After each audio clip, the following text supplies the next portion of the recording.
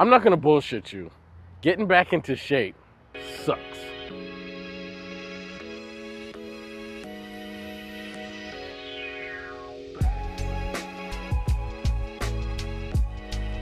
These days I might not look it, but my entire life I've been someone that frequently worked out.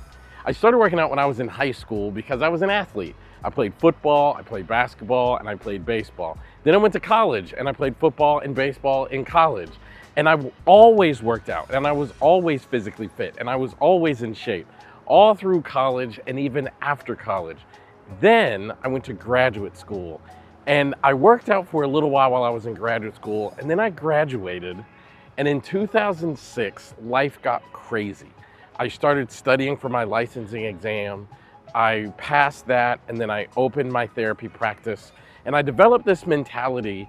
While I was not going to the gym, I kept thinking to myself, when things settle down and when I get nice and stable, I'm gonna start going to the gym. And then in 2009, I published my first book. That was the year I started doing international lectures, and I was traveling all around the world delivering lectures.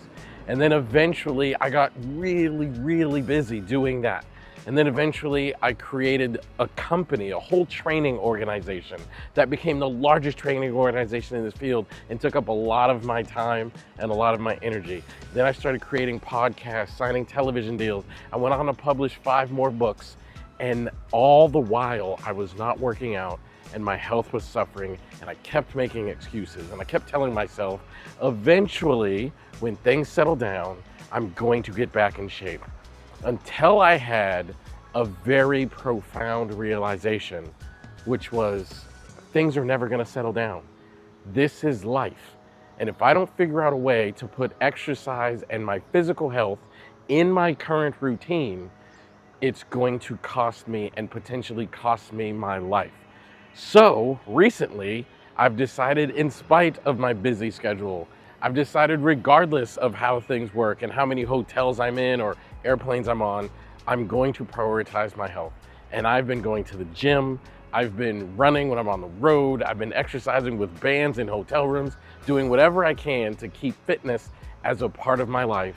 And it has been hard, I'm not going to lie. It has sucked. As soon as I get back to doing this, I had to go on the road to Colorado where the air is super thin, and I was out running, having not done so in well over a decade, and it was such thin air I could barely go 10 feet.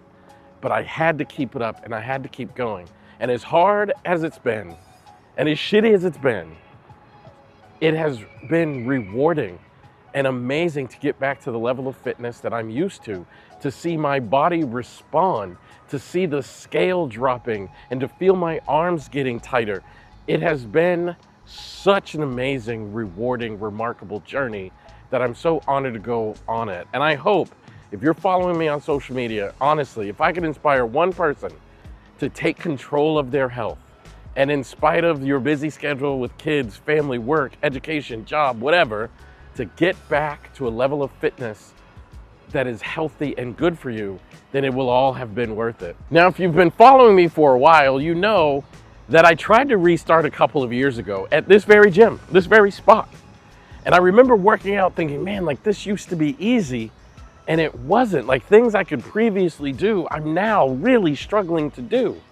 And that's actually the hard part. When I got back into the gym this go around, like things that my body used to be able to do, it could no longer do.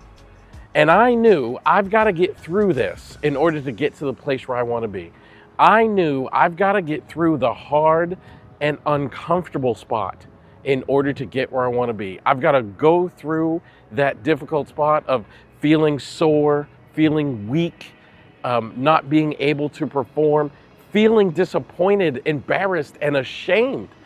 Like, it is so difficult to get back on the horse when you feel embarrassed, disappointed, and ashamed of yourself. But if you can stick with it, it gets a little bit better every single day. When I was in high school, I had a baseball coach, and he introduced me and my team to this phrase, and I've never forgotten this word, and it's called Kaizen. And Kaizen is a Japanese word that means get a little bit better every day. I've never forgotten that word, and that's actually how you get back on the horse. You are going to feel like, gosh, these things I used to be able to do, I can't do, and that feels terrible, and that is demotivating, and that is frustrating.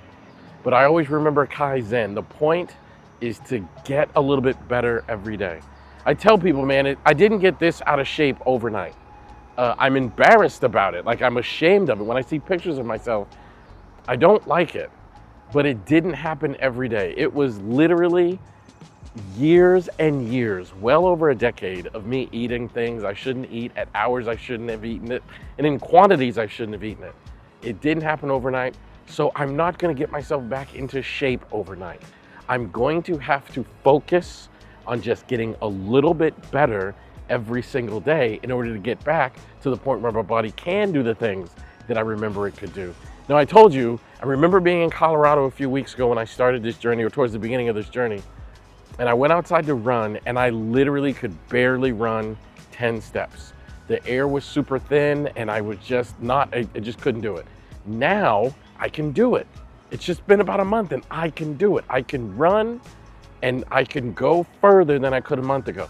Could I go further than I could 20 years ago? No, but I can go further than I could a month ago. And if I stick with it, that's gonna continue to happen. So always remember Kaizen. Getting a little bit better every day is the point. And if you can do that, eventually you're going to get where you want to be.